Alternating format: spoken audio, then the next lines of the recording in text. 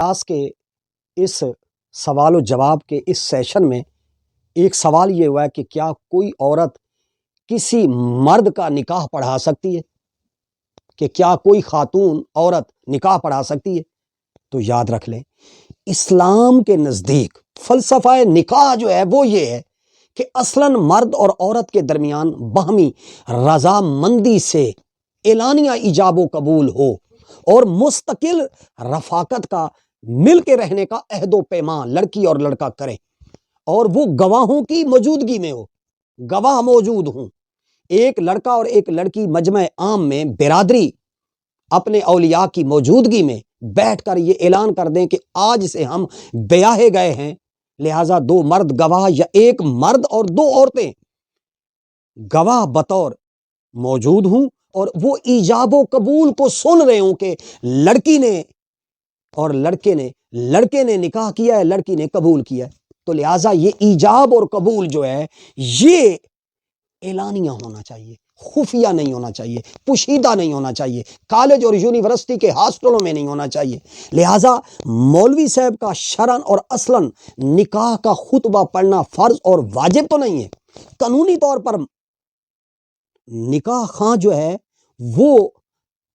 مولوی صاحب کا ہونا فرض اور واجب نہیں ہے، لیکن اسلام کی منشا کو سمجھنے کی ضرورت ہے، اس کی روح کو، اس کی اسپرٹ کو سمجھنے کی ضرورت ہے کہ اسلام یہ چاہتا ہے کہ نکاح کی مجلس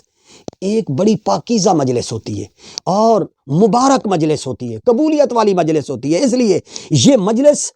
خصوصی طور پر منعقد ہونی چاہیے، با اہتمام ہونی چاہیے، اعلانیہ ہونی چاہیے۔ مجلس نکاح میں اس بات کا اہتمام کیا جائے کہ اس مجلس نکاح میں ماں باپ موجود ہوں،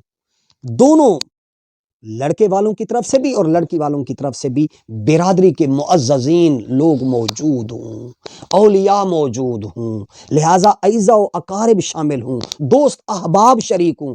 اور مسجد کا امام، خطیب یا کوئی بزرگ یا کوئی سید علاقے کا وہ اس مجلس نکاح میں تذکیر و نصیحت کر دے، خیر خواہی کی باتیں کر دے، مسنون طریقہ پر جو ہے وہ خطبہ نکاح اگر وہ مولوی صاحب پڑھا دے تو یہ شریعت میں جائز ہے، درست ہے، یہ اچھا طریقہ ہے، اس پر امت کا تعامل آ رہا ہے۔ لہٰذا اب یہ کہنا کہ مولوی ضروری نہیں ہے، بھائی بات یہ ہے کہ نکاح جو پڑھائے گا تو وہ نکاح پڑھانے والا وہ شریعت میں جو اللہ اور اس کے رسول کا جو حکم ہے وہ ہے کیا؟ وہ اصل میں تو ایجاب و قبول ہے، لڑکی اور لڑکے کی باہمی رضامندی ہے، اس کے اولیاء اور سرپرستوں کا، دونوں خاندان کے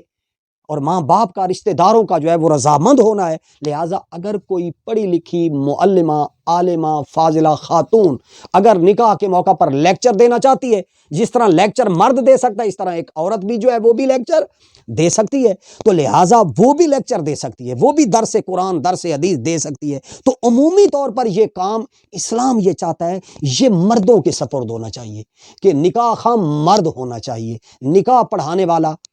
مرد ہونا چاہیے۔ لامالا جو رجسٹرار ہوتا ہے وہ بھی مرد ہی کے پاس رجسٹر ہوتا ہے جو وہ نکاح کا فارم پر کرتا ہے۔ تو لہٰذا علاقہ اور وسیب کے سادات، علماء، مشائخ کرام سے خطبہ نکاح پڑھایا جائے تو یہ حضور سید عالم صلی اللہ علیہ وآلہ وسلم کی سنت ہے، یہ حضور کے صحابہ کی سنت ہے، یہ حضور سید عالم صلی اللہ علیہ وآلہ وسلم کی آل پاک کی سنت ہے۔ جب سیدہ فاطمہ زہرا سلام اللہ علیہا کا نکاح حضرت مولا علی سے ہوا تو حضور سید عالم صلی اللہ علیہ وسلم خود موجود تھے، صدیق اکبر، عمر فاروق، عثمان موجود تھے۔ اس لیے جب حضرت سیدہ خدیجۃ الکبریٰ سلام اللہ علیہا کے ساتھ حضور علیہ الصلوۃ والسلام کا نکاح پڑھا گیا تو خطبہ نکاح پڑھنے والے حضرت سیدنا ابو طالب تھے۔ تو لہٰذا مشائخ کا، علماء کا، ائمہ کا، خطباء کا، علماء ربانی کا نکاح پڑھانا یہ اچھا تعامل ہے، اس پر امت عمل کرتی آ رہی ہے۔ اسلام کا اصل مقصد نکاح کو مقدس فریضہ قرار دینا ہے، بدکاری اور زناکاری اور چوری چھپے کے اور فراریت کے طریقوں کی روک تھام کرنی ہے اور برائی کے راستے بند کرنے ہیں۔ بسا اوقات قانونی تقاضوں سے بڑھ کر اخلاقی حدود کی پابندی، اخلاقی حدود کو اس کا خیال کرنا، اس کی پاسداری کرنا وہ قانون سے بھی زیادہ اس کی اہمیت ہوتی ہے۔ لہٰذا قانونی طور پر مولوی صاحب اگر لازم نہ ہو تو اخلاقی طور پر روح اسلام یہ ہے کہ بھائی اچھے لوگ پڑھے لکھے لوگ جو ہیں وہ نکاح کے اس معاملے پر وہ تذکیر و نصیحت بھی کریں، خطبہ عربی میں پڑھیں، اس کا ترجمہ کریں، اس کی ٹرانسلیشن کریں، اس کے لیے دعا خیر کریں۔ تو لہٰذا خواہ مخواہ ان مسائل میں الجھ کر شکوک پیدا نہ کریں اور